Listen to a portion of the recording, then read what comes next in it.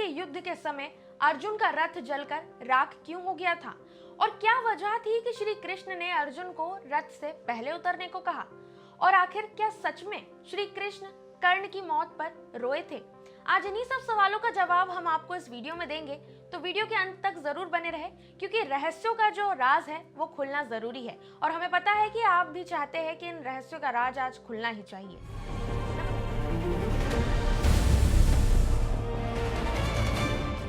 नमस्कार, श्री दिशा भक्ति देख रहे हैं आप और मैं हूं आपके साथ संजना। आज हम आपको बताने जा रहे हैं कि महाभारत के समय ऐसा क्या हुआ था कि अर्जुन का रथ जलकर राख हो गया, कृष्ण के आंसू आ गए और कृष्ण ने सबसे पहले अर्जुन को रथ से उतरने को क्यों कहा।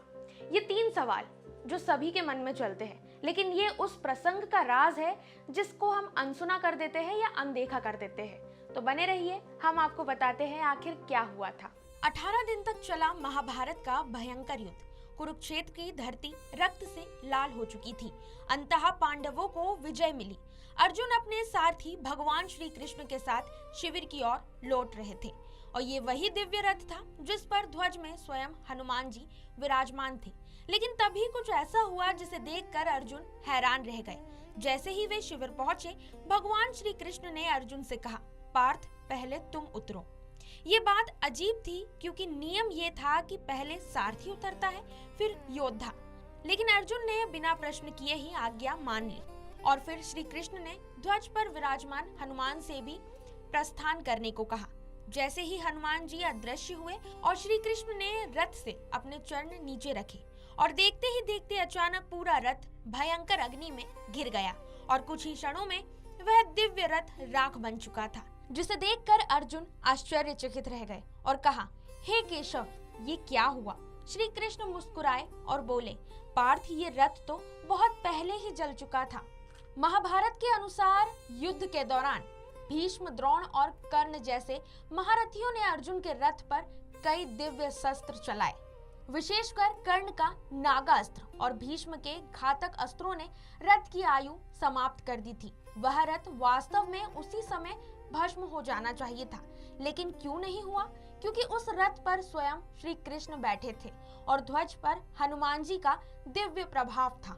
जिसके बाद श्री कृष्ण ने अर्जुन से कहा, यदि मैं पहले उतर जाता तो ये रथ उसी क्षण जल उठता और तुम भी उसके साथ भस्म हो जाते।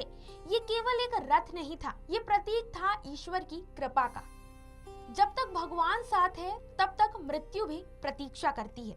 तो चलते हैं युद्ध के उस भयंकर दिन की ओर, जब आमने सामने थे 2 महान धुरंधर, अर्जुन और कर्ण। कर्ण के पास था विनाशकारी नागास्त्र। इस अस्त्र में समाया था अश्वसेन नामक सर्प जो अर्जुन से प्रतिशोध चाहता था। कर्ण ने नागास्त्र को अर्जुन की गर्दन का लक्ष्य बनाकर छोड़ा।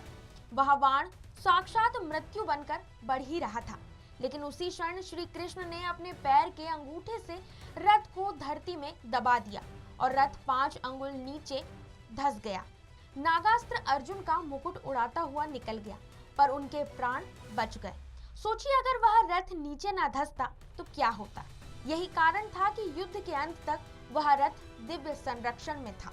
जब कर्ण का रथ धरती में धंसा और वे निहत्थे हो गए, तब अर्जुन ने उनका वध किया।